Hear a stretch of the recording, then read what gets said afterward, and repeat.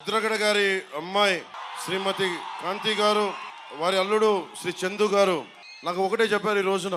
నాకు నిజంగా అమ్మ, నేను మీ ఇంత తుని ప్రత్యేకించి అల్లూరి సీతారామరాజు పాదాల సాక్షిగా చెప్తున్నా. నాకు వారికి ఒక కుమార్తె ఉన్నందని కూడా అసలు విషయం నాకు తెలియదు.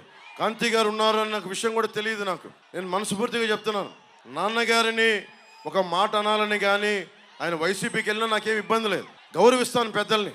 ఈ రోజున తుని సభ సాక్షిగా చెప్తున్నాను, కాంతి గారు జాయిన్ అవుతానంటే నేను ఒకటే మాట చెప్తున్నాను.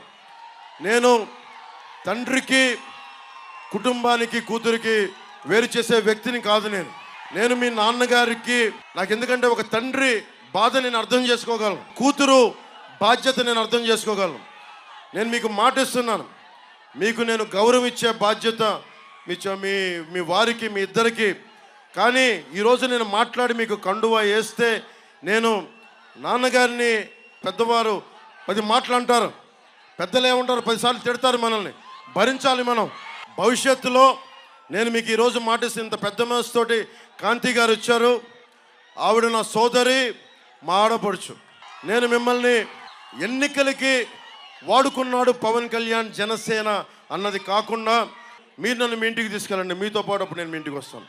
నేను మిమ్మల్ని తీసుకెళ్ళి, ఎందుకంటే మన ఎన్ని గొడవలున్నా మనం వచ్చి కూర్చొని ఆయనతో మనం విభేదించవచ్చు, అభిప్రాయ భేదాలు ఉండొచ్చు, పాలసీ పరంగా విభేదాలు ఉండొచ్చు, కానీ వేరే పార్టీలో ఉండొచ్చు. కానీ నేను ఇచ్చే గౌరవం అందరికీ, పెద్దలందరికీ ఇచ్చే గౌరవం.